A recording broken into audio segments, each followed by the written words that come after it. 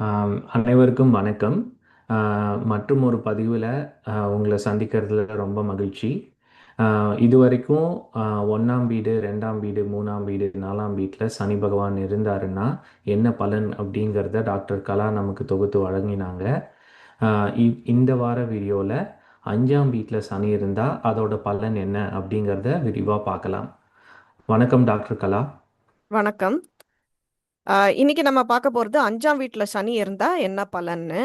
உங்க ஜாதக கட்டத்துல சனியோட வேறொரு கிரகம் இணைந்து இருந்தாலோ இல்ல வேற கிரகத்தோட பார்வை சனி மேல இருந்தாலோ பலன்கள் மாறும். இப்ப ஜென்ரலா நம்ம இந்த பிளேஸ்மெண்ட்டுக்கான பலன்கள் பார்க்க போறோம். ஸோ 5ஆம் வீடுனா என்ன? 5ஆம் வீடுனா குழந்தைகள், காதல், படைப்பாற்றல், கிரியேட்டிவிட்டி, மகிழ்ச்சி, பூர்வ புண்ணியம், மந்திர சித்தி இதெல்லாம் குறிக்கும். ஸோ இங்க சனி வந்தா என்ன ஆகும்? சனி எல்லாருக்கும் எப்படி தெரியும் அப்படின்னா, ஒரு கட்டுப்பாட்டான கிரகம், வயதானவர்களை குறிக்கும் கிரகம், பொறுப்பான கிரகம், இப்படின்லாம் நம்ம கேட்டிருக்கோம். ஸோ ஒரு வயதானவரை குறிக்கும் சனி குழந்தைகளோட வீட்டுக்கு வரும்போது எல்லாரும் யோசிப்பீங்க, கொஞ்சம் விசித்திரமான ரிசல்ட் தானே கொடுக்கும், இது என்ன வித்தியாசமா இருக்கு, இதுக்கு என்ன சம்பந்தம் இருக்கு அப்படின்னு. ஆனா நீங்க யோசிச்சு பார்த்தீங்கன்னா, நம்ம பல பேர் பாட்டி தாத்தாவோட தான் வளர்ந்துருப்போம். அவங்களோட கதைகள் கேட்டு வளர்ந்துருப்போம். அவங்க கிட்டேருந்து வாழ்க்கையோட முதல் பாடங்கள் கத்திருப்போம். ஸோ இது அவ்வளோ விசித்திரமான ஒரு பிளேஸ்மெண்ட் கிடையாது. ஆனா நெறைய பேர் இந்த பிளேஸ்மெண்ட்ல எனக்கும் என் குழந்தைகளுக்கும் ஒரு ஜெனரேஷன் கேப் இருக்கு. என்னோட சிந்தனைகளுக்கும் என் குழந்தைகளோட சிந்தனைகளுக்கும் ரொம்ப வித்தியாசம் இருக்கு அப்படின்னு சொல்லியிருக்காங்க. இப்போ சனிக்கு நீங்க பார்த்தீங்கன்னா இன்னொரு முகம் இருக்கு. தாமதம், தடைகள், பிரிவு. ஸோ 5ஆம் வீட்ல சனி இருக்கிறவங்களுக்கு எல்லாமே நல்லா போயிட்டு இருக்கும்போது உள்ளுக்குள்ள ஒரு சந்தேகம் இருக்கும். நான் சந்தோஷமா இருக்கேனே, நெக்ஸ்ட் ஏதாவது அசம்பவமா நடக்குமோ? ஸோ முழுசா ஒரு சந்தோஷத்த அவங்க அனுபவிக்க விடாது. ஆம், விளையாடுறது, சிரிக்கிறது, ரசிக்கிறது இது எல்லாமே ஒரு அனுமதி கேட்டு பண்றது போல அவங்களுக்கு தோணும். ஆம், 5ஆம் வீடு குழந்தைங்களும் குறிக்கும், நம்மளோட எஜுகேஷனும் குறிக்கும். ஸோ நீங்க காலேஜ்ல சில தடைகள் சந்திச்சிருக்கலாம். சில தாமதங்கள் நடந்திருக்கலாம். அட்மிஷன் கிடைக்கிறதுல நிறைய தடைகள் சந்திச்சிருக்கலாம். இன்னொரு விஷயம், இவங்க ரொம்ப கிரியேட்டிவா இருந்தாலும் அந்த கிரியேட்டிவிட்டி பெரும்பாலும் யாருக்கும் வெளியே தெரியாது. ஆம், நான் சும்மா தான் பண்ணேன், அது நல்லா வந்துருச்சு அப்படிம்பாங்க. இதெல்லாம் ஒரு பெரிய விஷயம் இல்ல, யாரு வேணா அத பண்ணியிருக்கலாம் அப்படிம்பாங்க. எனக்கெல்லாம் என்ன திறமை இருக்கு, நீங்க வேற அப்படிம்பாங்க.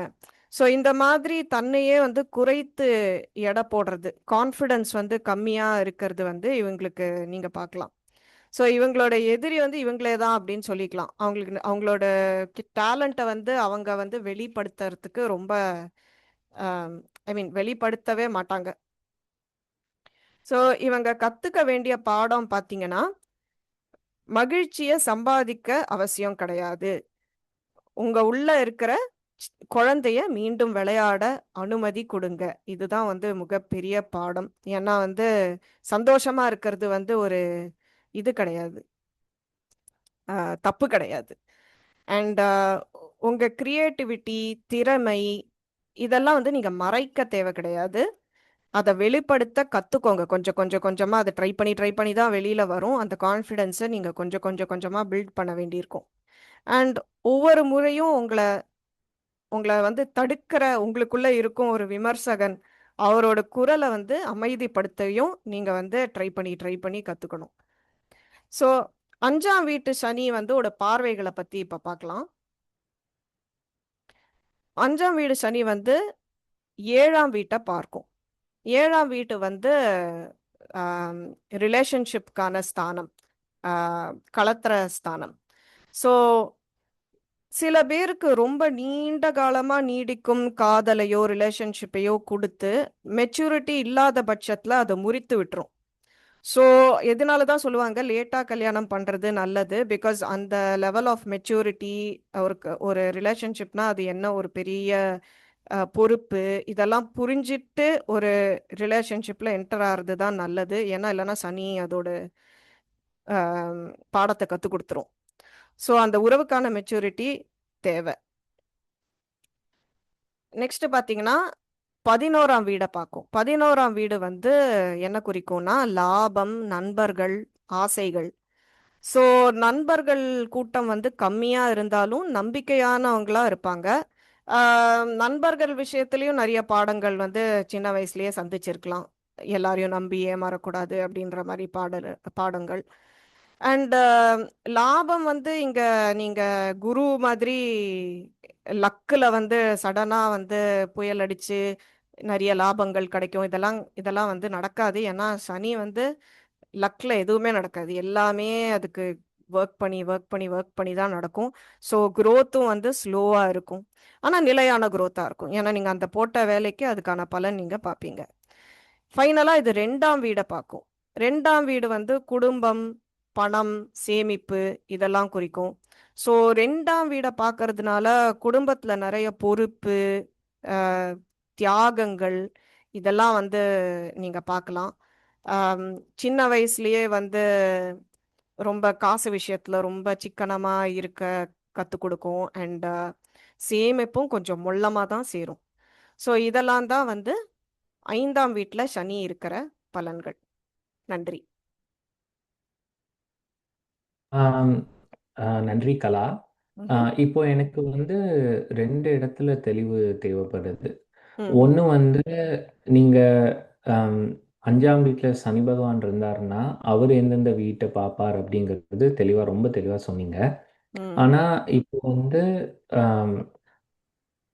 இப்போ சனி பகவானை மட்டும் வச்சு உங்களோட ஜாதகத்தை வந்து கணிக்க முடியாது இல்லையா? இப்போ ஆமா. அஞ்சாம் வீட்டில் இருக்கிற சனியை வேற ஏதாவது கோள்கள் பார்த்தாலோ ஆம், அதுக்கு எப்படி இருக்கும் அப்படின்னு சும்மா பிரீஃபா சொல்ல முடியுமா உங்களால?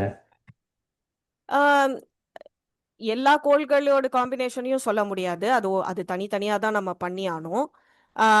பட் வெறும் 5ஆம் வீட்ல சனி இருக்கிறதுனால குழந்தைகள்ல பெத்துக்கிறதுல ரொம்ப தாமதம் ஆயிடுமா, பிரச்சனை ஆயிடுமா அப்படின்னு கேட்டிங்கன்னா சொல்ல முடியாது. ஏன்னா குழந்தைகளுக்கான காரகன், புத்திர காரகன் வந்து குரு. ஸோ குரு உங்களுக்கு ரொம்ப ஸ்ட்ராங்கா இருந்ததுன்னா இது வந்து மீட்கும். இல்லாட்டி குருவோட பார்வை இருந்ததுனாலும் இவ்வளோ எஃபெக்ட் வந்து உங்களுக்கு கஷ்டங்கள் வந்து உங்களுக்கு தெரியாது. ஸோ இதில் நிறைய உங்களுக்கு காம்பினேஷன் இருக்கு. ப்ளஸ் உங்க 5ஆம் வீட்லயே வந்து சனியோட வேற ஏதாவது கிரகம் இருந்தாலும் அந்த கிரகத்தோட எஃபெக்டும் சேர்த்து வரும். ஸோ நம்ம வந்து போக போக 2 3 கிரகத்தோட காம்பினேஷன், அதோட பலன்கள் இந்த மாதிரிலாம் பார்க்கும்போது உங்களுக்கு இன்னும் வந்து தெளிவா புரியும். ஓகே. ஸோ அதாவது என்ன சொல்ல வர்றீங்கன்னா அஞ்சாம் வீட்டில் சனி இருந்தால் மற்ற எல்லா கோள்களையும் நம்ம வந்து ஒரு நிமிஷம் ஒதுக்கி வச்சுட்டு அஞ்சாம் வீட்டில் சனி இருந்தால் இதுதான் வந்து நிதர்சனமான பலன்கள்.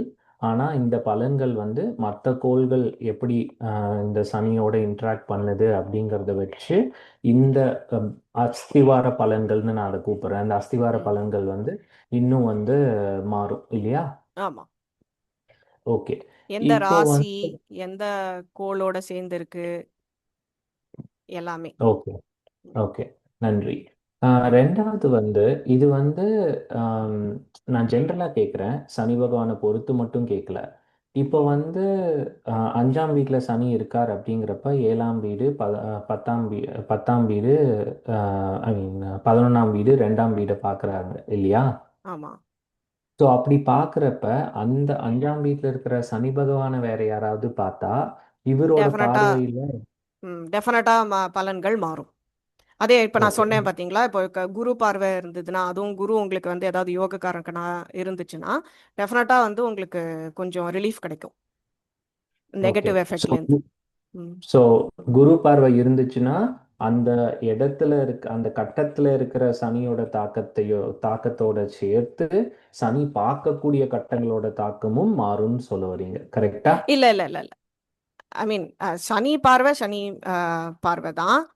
நான் என்ன சொல்ல வரேன்னா, ஆம், சனியோட எஃபெக்ட் வந்து இப்போ இந்த பார்வைகளை நீங்க எப்படி பார்க்கலாம் அப்படின்னா, ஒரு குழந்தை வந்து விளையாடிட்டு இருக்கு. அது தனியா விளையாடும் போது எப்படி இருக்கும், நீங்க அதுக்கு எதிர்க்க உட்காரும் போது அதோட பிஹேவியர் எப்படி இருக்கும், அத அது மாதிரி புரிஞ்சுக்கோங்க. பார்வைனா அதுதான்.